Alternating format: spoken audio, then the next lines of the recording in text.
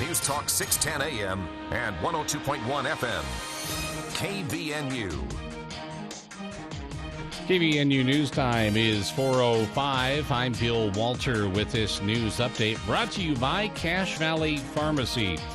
A 44-year-old Newton man has pleaded guilty to using sticks to spank 5 young children and tying at least one to a chair. Charles A. Olson was originally arrested in February after telling deputies he knew that what he had done was wrong. Olson participated in a pretrial conference in First District Court this afternoon. He accepted a plea deal, pleading guilty to aggravated assault, amended to a third-degree felony, and 4 counts of child abuse, amended to a Class A misdemeanor. Defense attorney Wayne Caldwell explained that as part of the deal, prosecutors agreed to drop 6 remaining charges against Olson. Earlier this year, the victims, ages 5 through 16, told deputies how they were disciplined by Olson when they broke rules or when he became angry. He would use spanking sticks made of wood, metal, or wire. Some of the sticks had names like Old Bamboo, Sammy Kablame, White Lightning, Egg Beater, and Sold Truth. One of the young girls told investigators that Olson had tied her to a bar stool in the garage with paracord that he would use to make whips. She said he tied her hands to the bottom of the stool on one side and her feet to the bottom on the other side, forcing her to bend over the stool, and that he did this to keep her still. Another child said if she did not bend over correctly, that Olson would hit her on the back or legs. She stated that they could receive up to 50 spankings at one time. Olson spoke only briefly during today's hearing. He told the court he was willing to waive his rights to a fair trial and plead guilty to the charges. Judge Brandon Maynard accepted Olson's plea deal and scheduled sentencing for September 20th. He also ordered the defendant to complete a pre-sentence report during the next 2 months about his criminal history. Olson remains out of jail on bail. He could face up to 5 years in prison at sentencing. KBNU News Time is 4:07. KBNU weather for tonight. Still smoky conditions in our forecast for tonight. Otherwise, mostly clear. Overnight low around 60. And then partly cloudy Tuesday morning and partly cloudy with scattered showers and thunderstorms in the afternoon. High temperature in the lower 90s. Chance of precipitation tomorrow, 30%. Slight chance Tuesday night, 40% chance of rain on Wednesday. Right now we have 94 at KBNU. KBNU weather brought to you by Polylift. Attention homeowners, you may have noticed the ground shift after your foundation's been poured, causing your house to sink or settle. Protect your investment from issues before they happen. Polylift concrete raising and piering will stabilize, lift, and eliminate further settling by using Magnum piering products to save you big money down the road. Polylift concrete raising and piering are the foundation lifting experts. Visit poly-lift.com to schedule your free assessment or call or text 435-999-9309. Polylift is locally owned and operated. This is Phil with Cache Valley Pharmacy. We love being in Cache Valley and want to thank you for your support.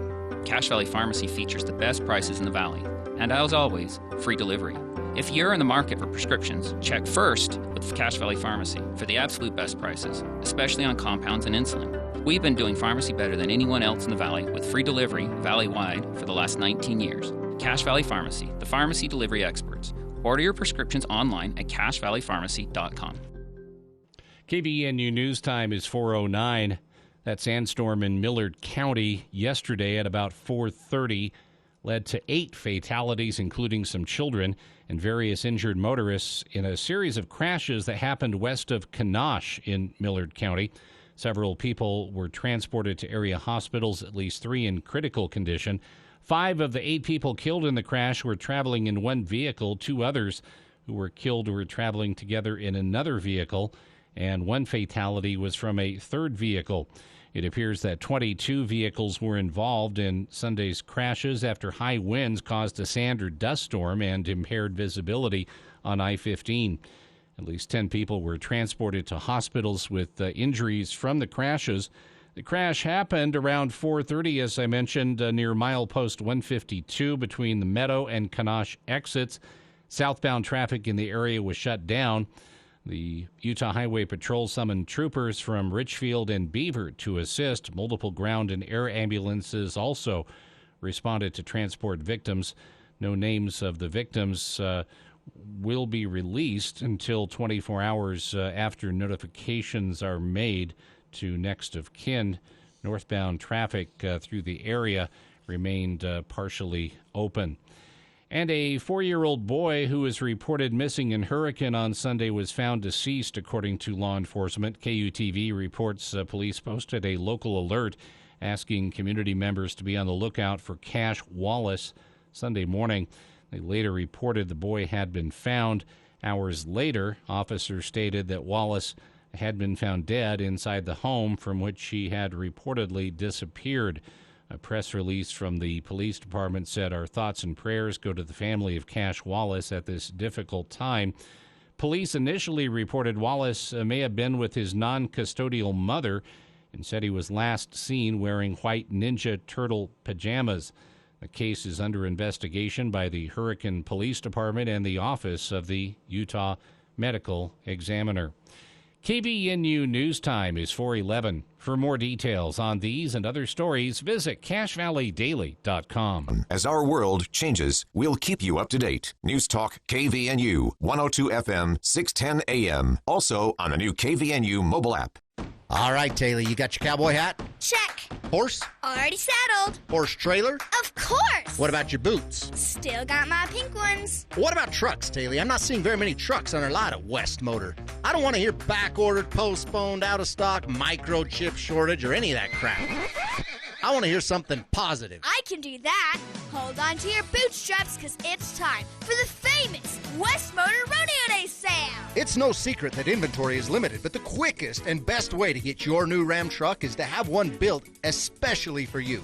Get the features you want, the equipment you need, and the right color without paying for anything that you don't want. We'll throw in some big discounts, and Ram will build that truck just the way you like it. That's what we do around here. We find solutions. Simply come into West Motor Company in Preston, and we'll get your new Ram truck ordered and send you home with a couple of our famous West Motor Rodeo jackets. West Motor, how the West was won. WestMotorCompany.com. If you've lived here most of your life and never seen the sights of Logan Canyon, then this is your summer. Make plans right now to rent a side-by-side or schedule a horseback ride from Beaver Creek Lodge, the Korean warplane crash site, Ephraim's Grave, Temple Peak, the Paris Ice Caves. They all make great side-by-side rides. Gibson Lakes, Peter Sinks, even into St. Charles or Fish Haven for a raspberry shake. Beaver Creek Lodge of beautiful Logan Canyon offers side-by-side rentals or, if you prefer, horseback rides. See what you've been missing up Logan Canyon. Go to beavercreeklodge.com. Beaver Creek Lodge, small lodge, big adventure. Every Saturday morning at 9, you get information to prepare you with retirement solutions for the journey ahead.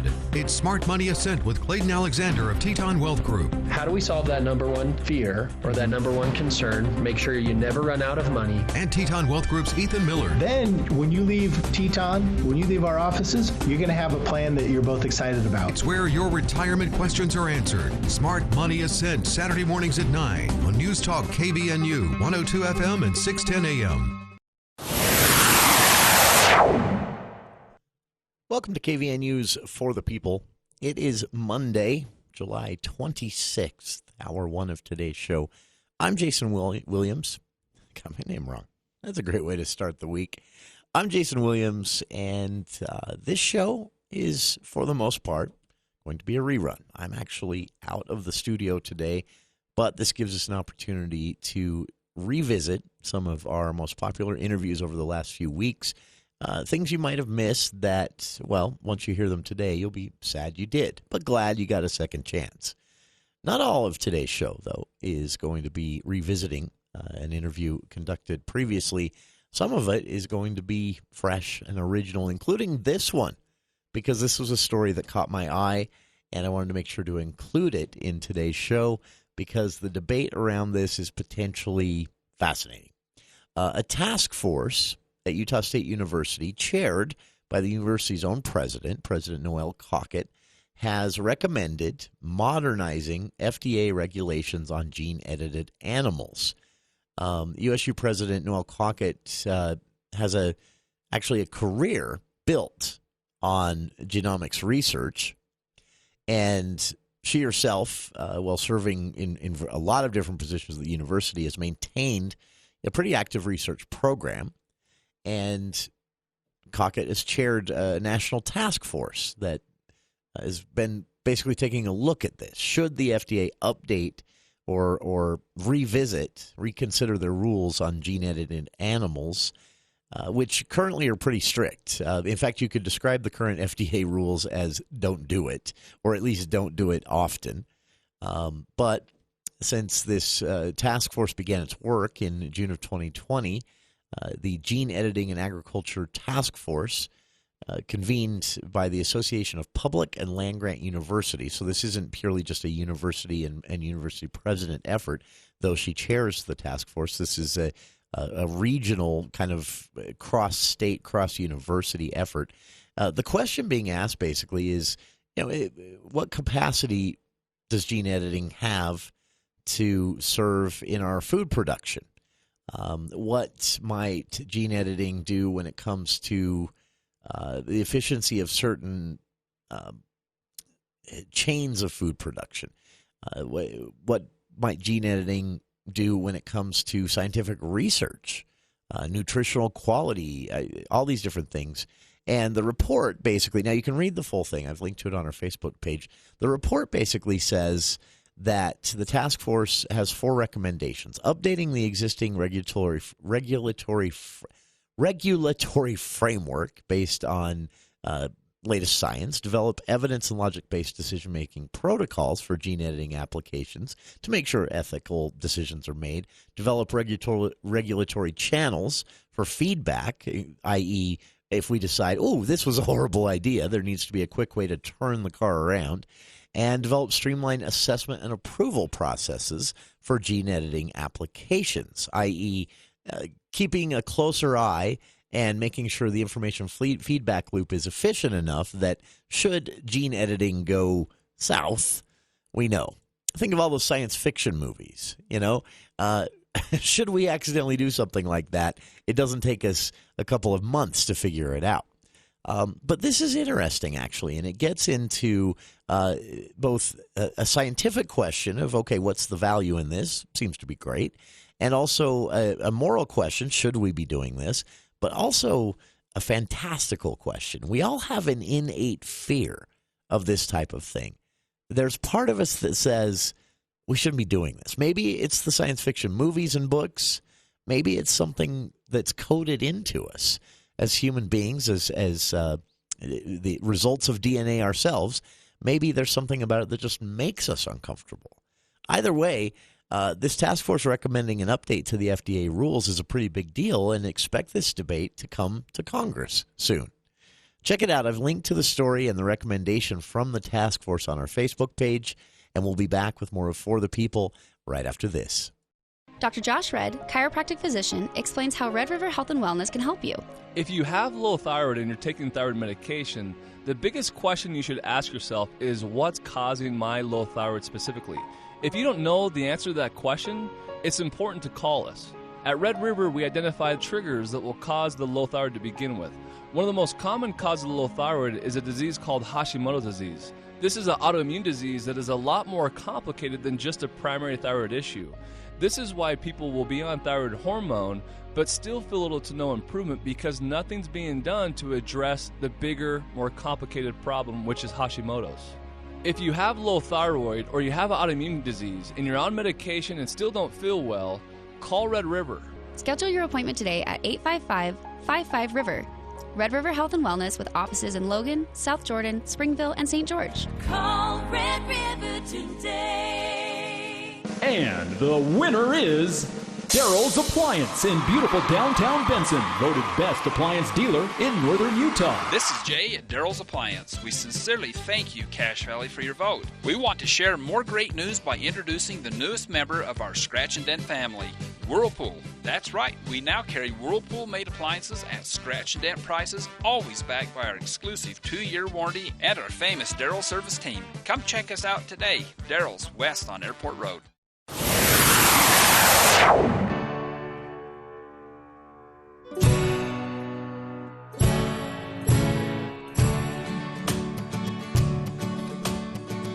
Welcome Welcome back to KVNU's For the People.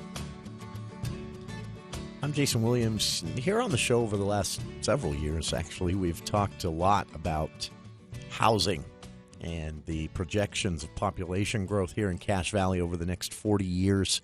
Expected the population will double, and that's not just in Cache Valley. That's throughout the state. Some areas more so than others. Of course, it's not going to be a doubling of population in every single square inch of the state, but some areas are going to see a bit more than double. Some areas are going to see a bit less than double, and overall, it's best for planning purposes especially to just assume a doubling of population statewide. So that's led to a lot of the things you've heard us talk to various guests about.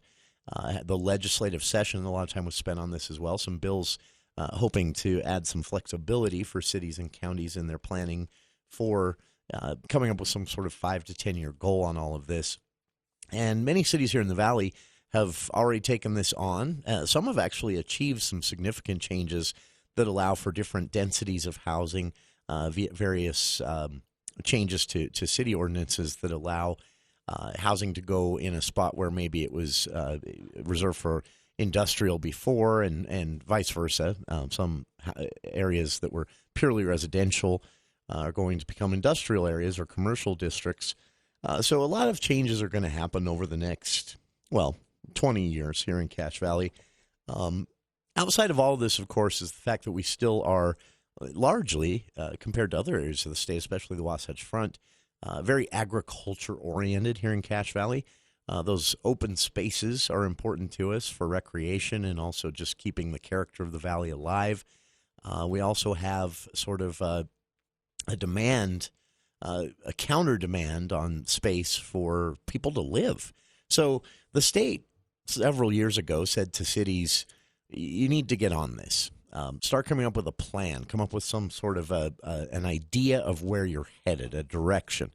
And of course, here in Cache Valley, every city doing their own thing wouldn't work. So that meant that the county needs to be involved. It's not just in Cache Valley, but all across the state. This is best practice so that the planning is consistent and everybody's on the same page, but also so that these debates can happen now on what's best going forward.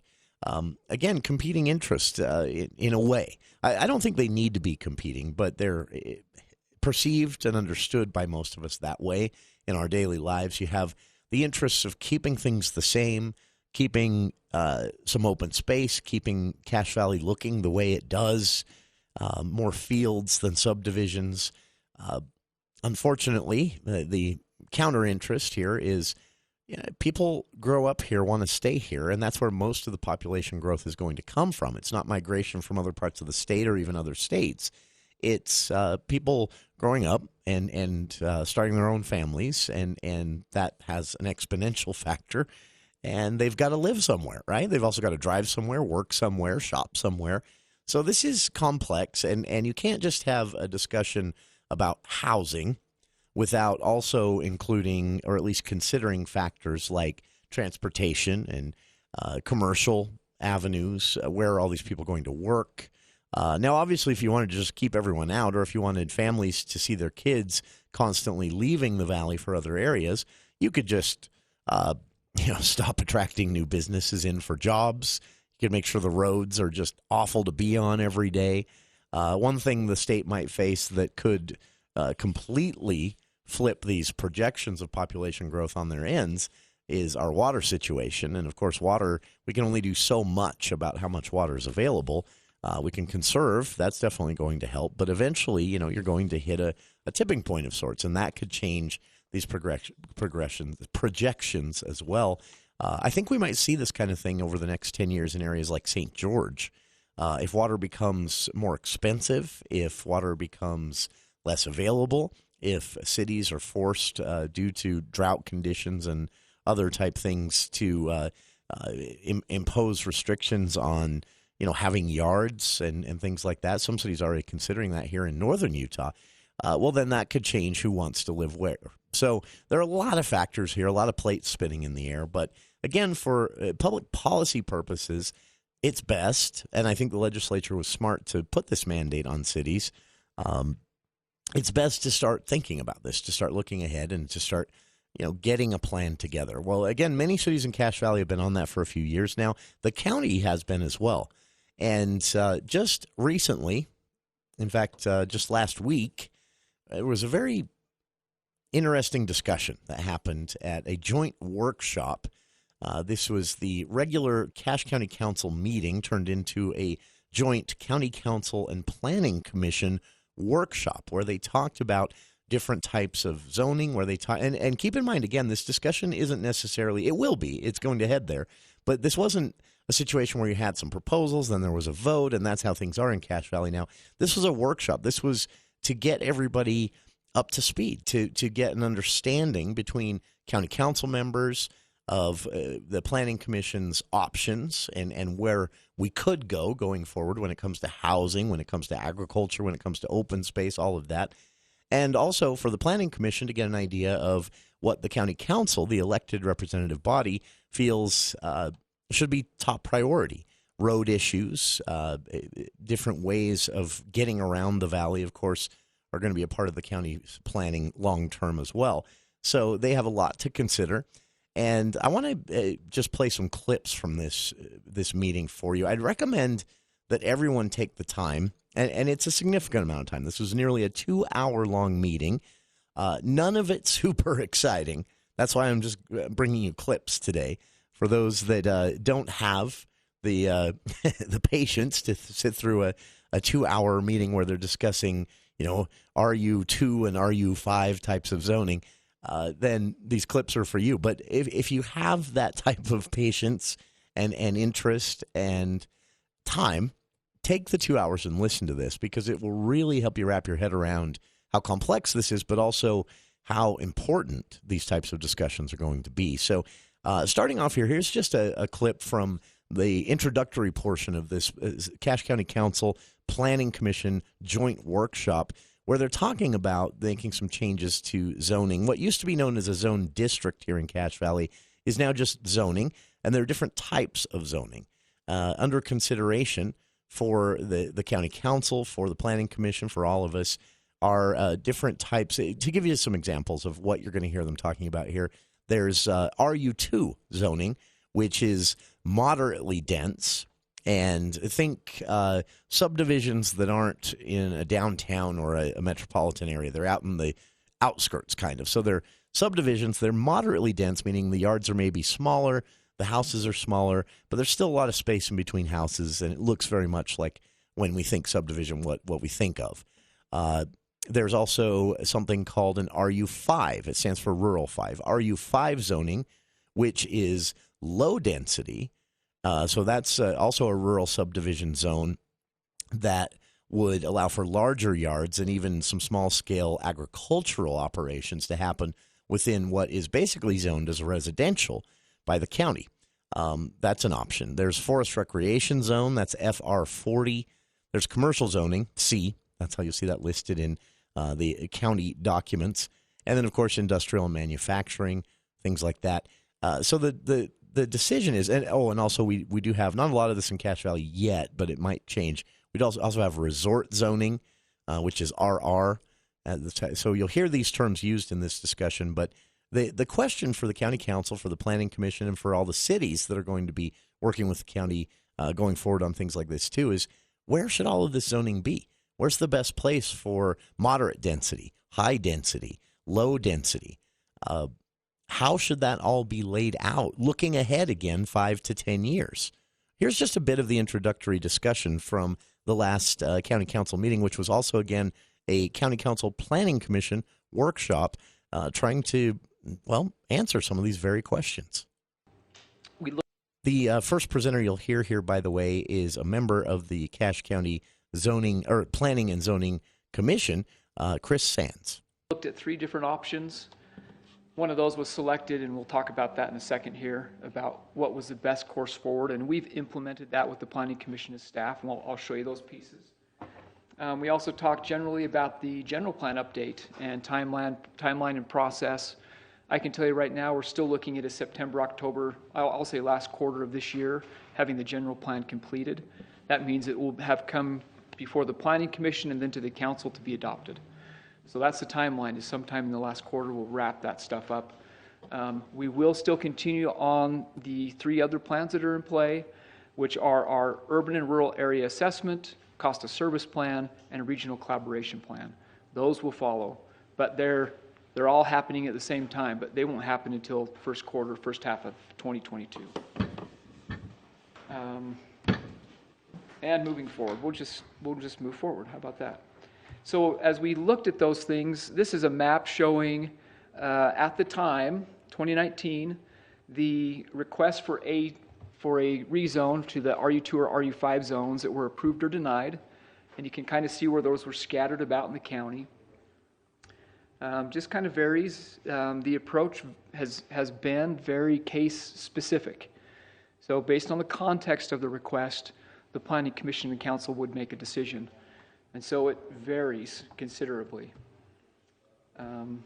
I also just did an update of that. I didn't have time to put it into a map form, so I apologize for that, but there is a spreadsheet I put together that shows all those from 2011, from when the RU2 and RU5 zones were adopted, to present day, showing which zones were requested and if they were approved or denied, where they're at, what kind of acres we're talking about, and how many lots would have resulted or did result from that. So as you move forward, you can see it's kind of 50-50 on what was happening.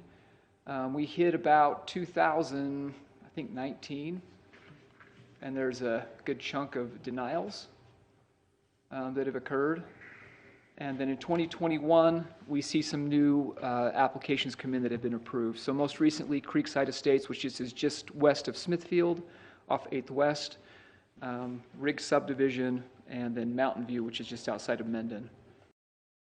San said during this presentation that the pattern that you see is interesting, but not as important as the fact that the county council seems to have in their votes on whether to, and the planning commission as well, in their votes with the support of the council, have been approving or denying these requests for a rezone. That would be taking advantage of these RU2 and RU5 zoning, moderate density, low density subdivisions in the more rural areas.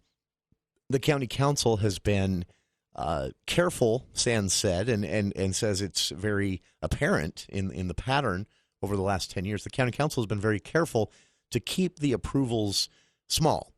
So they're approving, moderate and low density subdivisions, but they're keeping approvals to small proposals only. And Sands said during the presentation that this actually gives the county a lot of options going forward as population increases. And so it gives you an idea as the listener here. This isn't happening at random. It can seem that way sometimes, but there is planning going on here. There is consideration going on here of the future, what things might look like going forward. We don't want to end up like Syracuse. I use that as an example every time, but it's the best example. So this type of planning, this type of throttling, if you will, a bit on development, keeping the low and moderate density developments small and contained, it leaves the door open for other options as we move forward and as the county continues to grow. So again, an interesting look at how this type of planning happens. You can watch the entire thing again at the Cache County Council's site, which is cachecounty.org/county council. It's about a 2-hour-long presentation. We've got some clips for you here. That was the past, looking backward on how the planning has gone so far when it comes to the Planning Commission and the County Council in Cache County at large.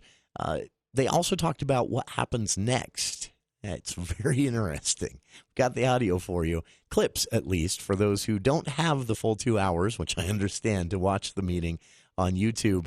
Stay tuned.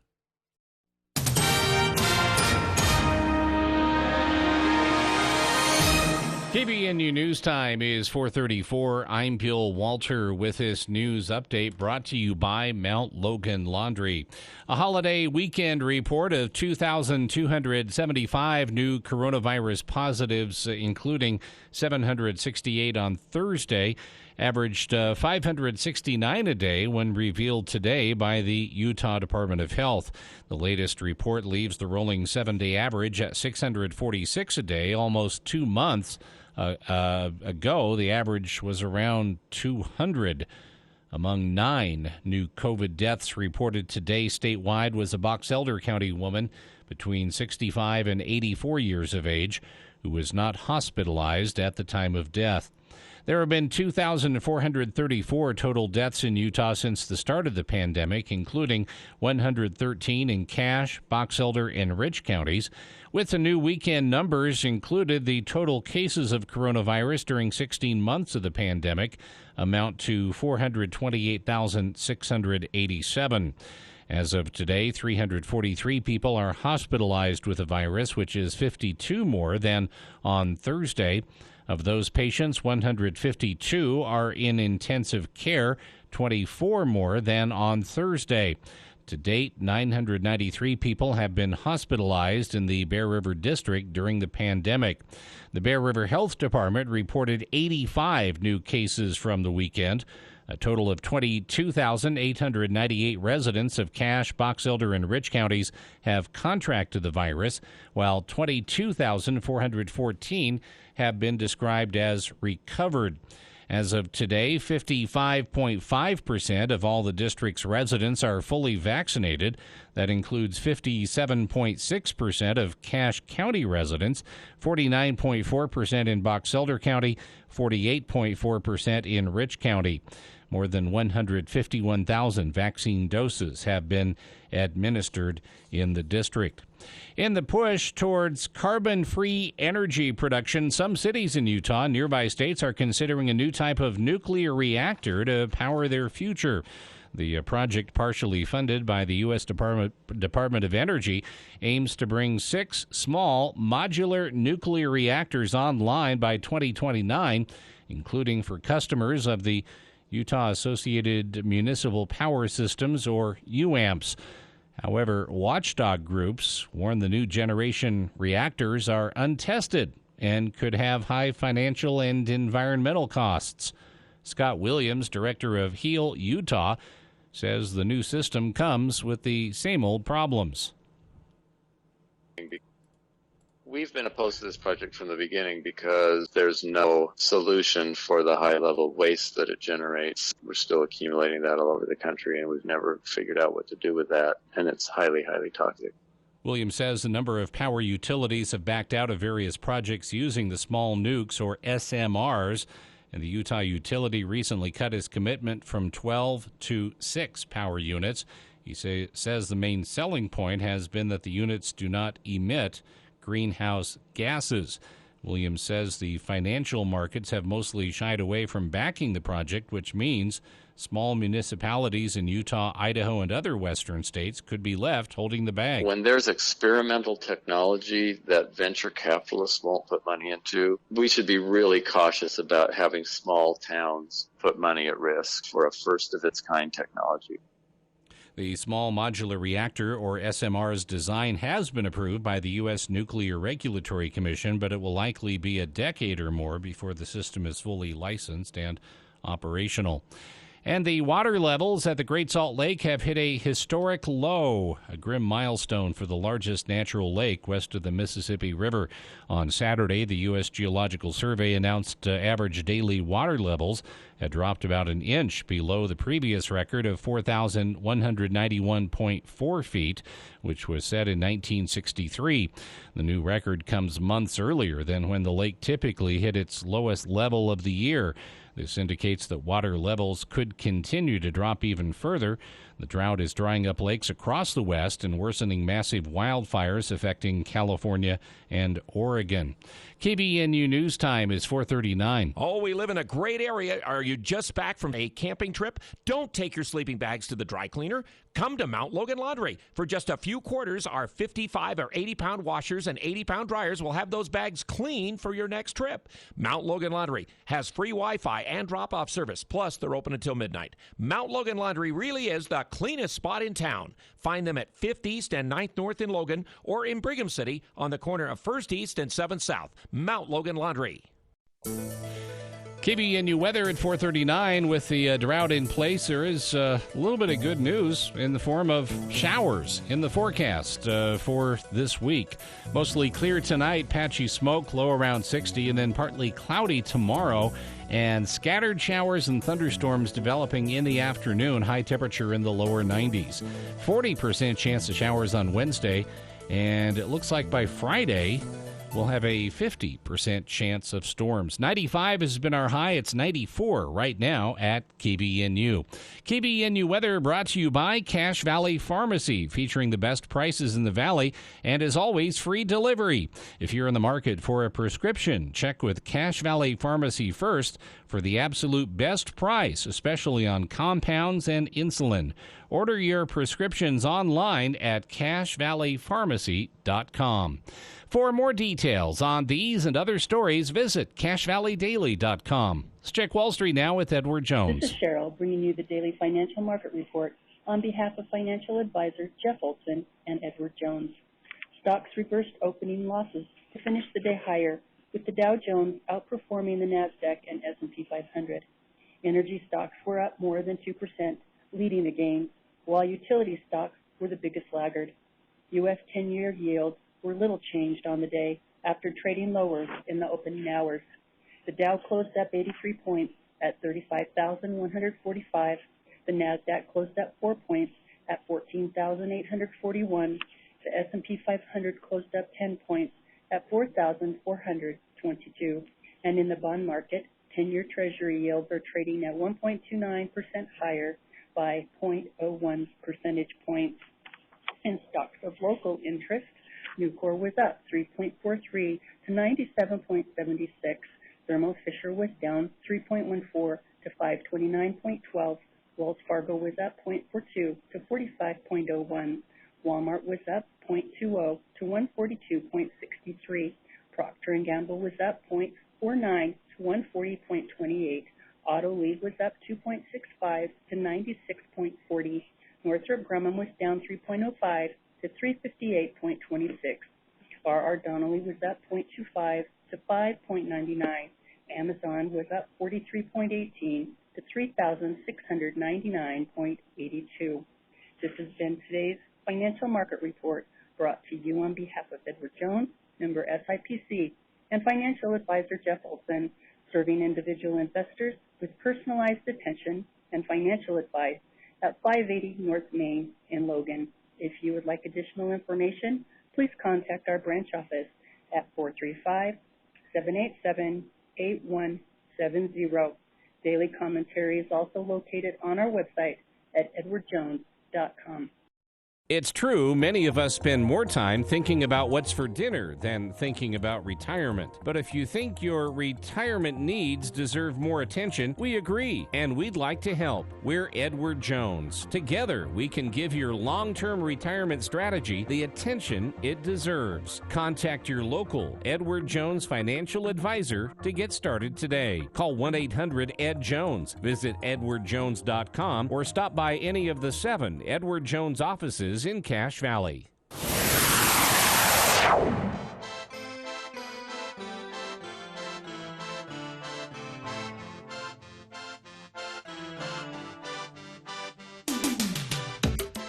Welcome back to KVNU's For the People. Listener requested topic here for this segment.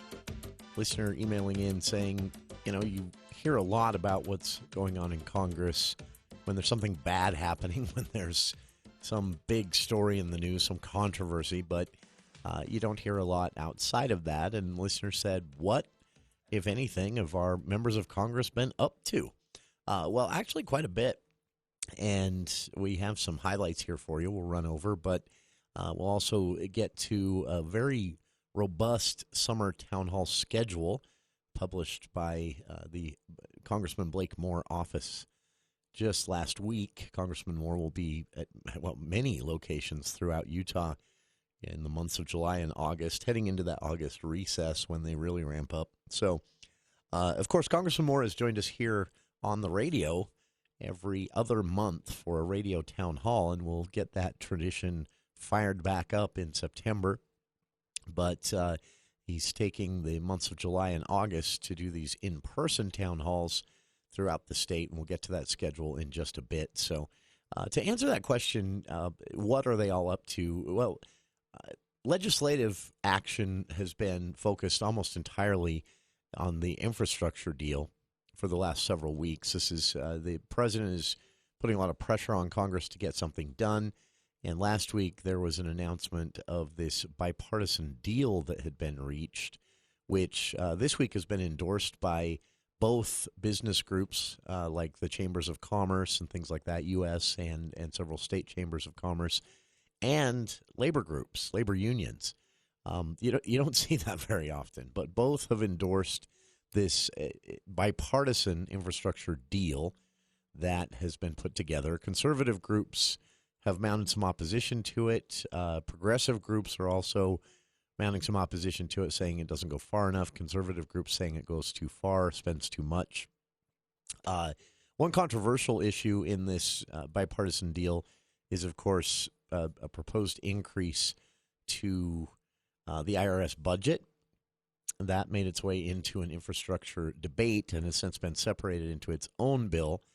And that's getting a lot of attention, kind of drowning out the latest on this infrastructure bill. But we do have comments from all of our members of Congress, Senators Lee and Romney, but also members of the House, Curtis and Stewart and Blake Moore, all weighing in on this. Haven't heard anything yet from Burgess Owens on the infrastructure deal, but it's coming for a vote soon.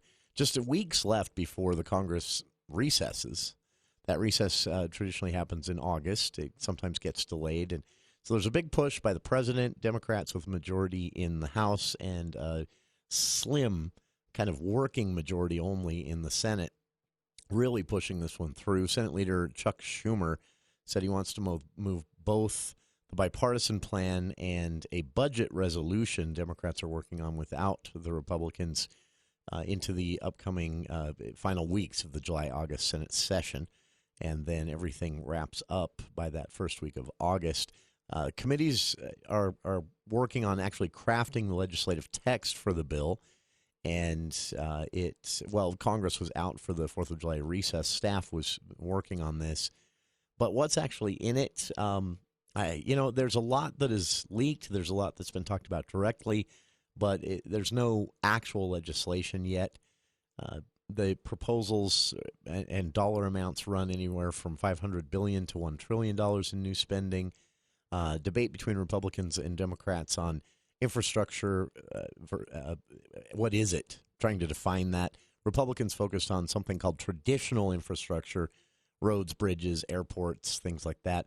Democrats want to expand that to include things like expanded broadband access and also dealing with some of the climate change related issues, which Democrats argue are also an infrastructure issue, updating power grids, giving states money for smart grid adaptation, things like that.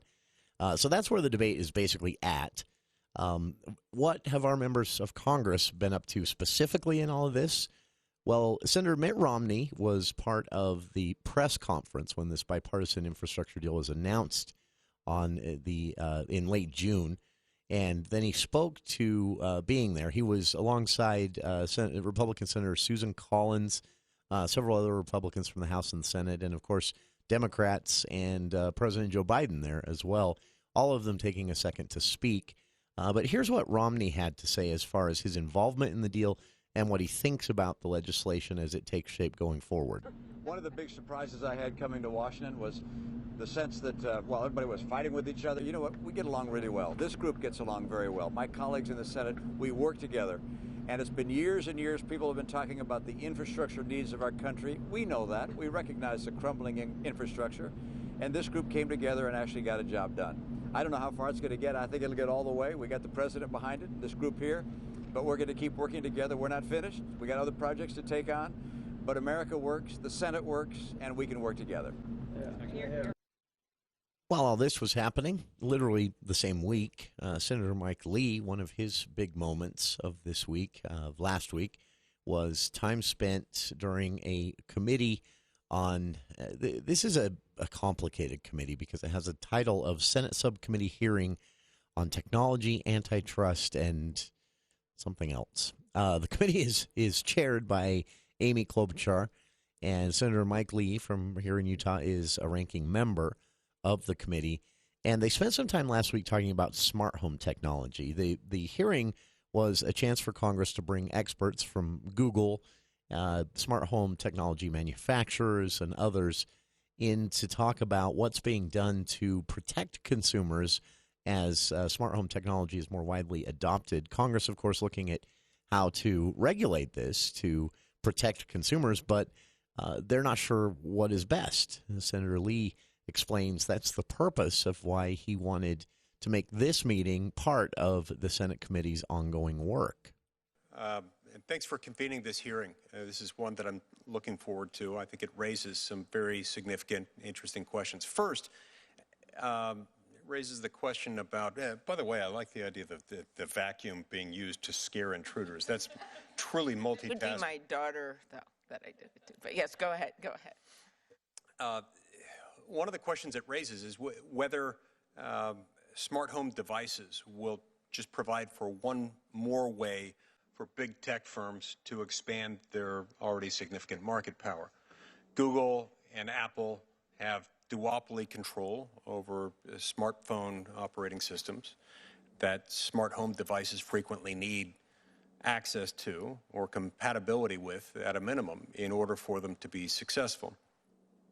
Google dominates online advertising, which relies on the kind of data that smart home devices may be uniquely in a position to collect. Amazon is the leading online retailer and a major cloud service provider at the same time. Competing smart home devices will inevitably encounter Amazon just by trying to host their service and selling their products. Second, setting aside specific antitrust concerns for just a moment, why on earth would we want to give big tech even more control and more influence over our daily lives? They already control how we find information on the internet, and they influence what products we buy and how we buy them. They sell the data collected on us every day and hold the keys to monetization for an ever-growing array of small businesses. And we already know that they don't always exercise this power in the best interests of society. And so as they branch into newer areas, obviously that raises some concerns. Big tech repeatedly silences political and religious views from the heartland of America.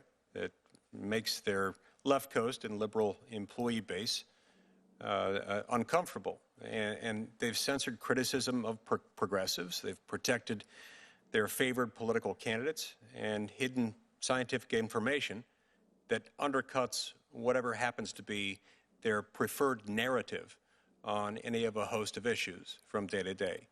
Big tech has even deplatformed a sitting president. And if you dare to actually try to build your own platform, like Parler did, they'll pull the plug on that too. Big tech already controls nearly everything we do online.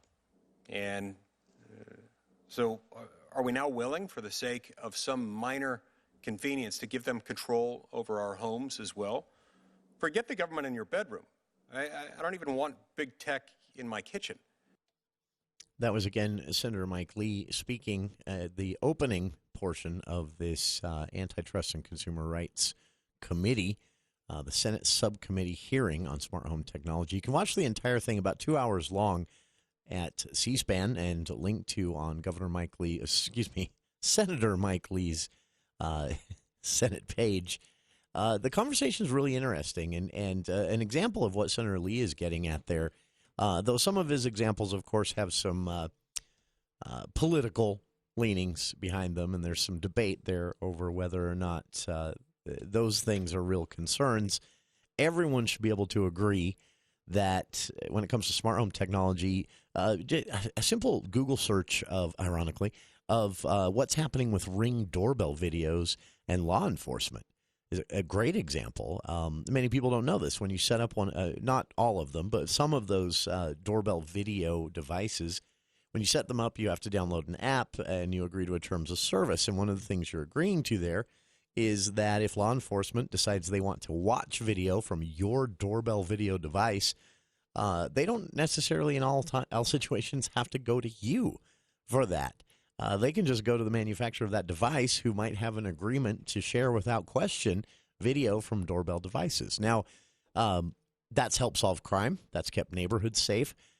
That could also, as Senator Lee is rightfully pointing out here in his opening remarks during this committee hearing, be very, very abused.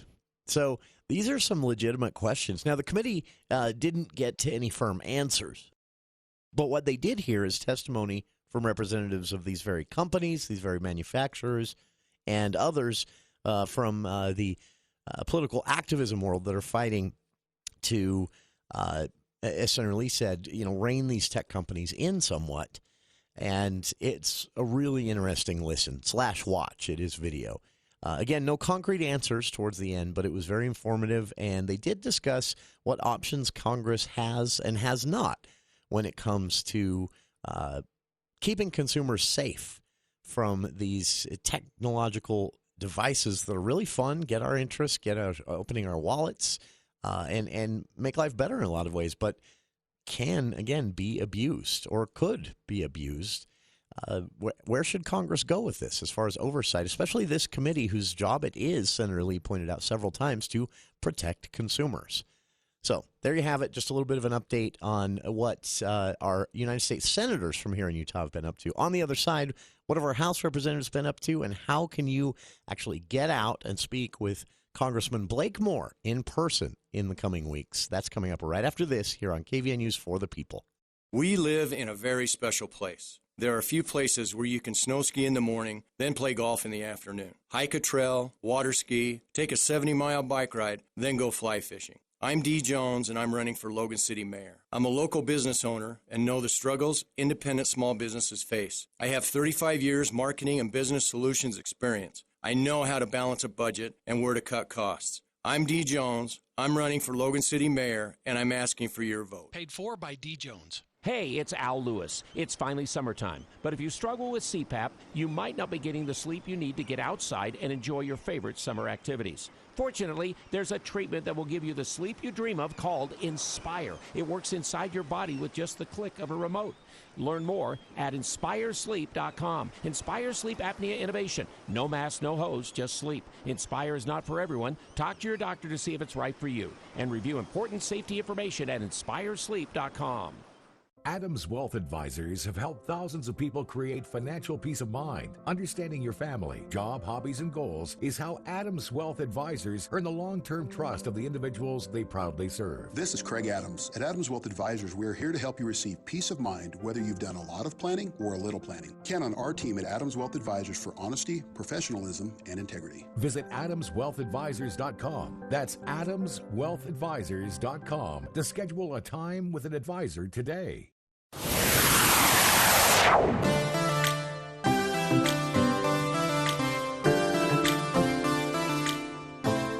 Welcome back to KVNU's For the People.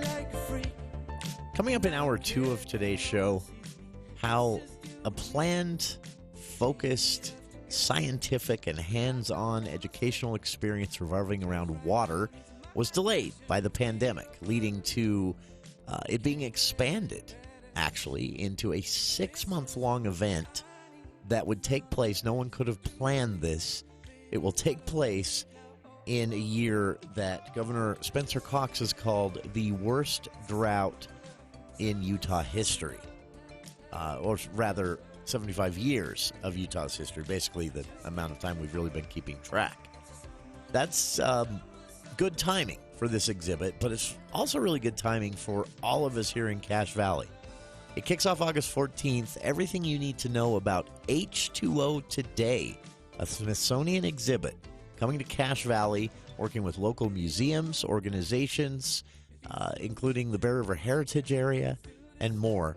How you can get out and be a part of this. Again, couldn't be better timed. Despite the delay, it's kicking off in just a few days. And we've got the details for you with Jamie Van Huss, director of the Hiram City Museum, coming up right after this here on KVNU Logan.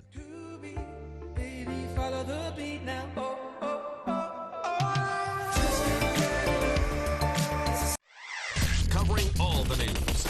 Stay with 610 AM and 102.1 FM. Breaking news and stimulating talk. News Talk KVNU Logan.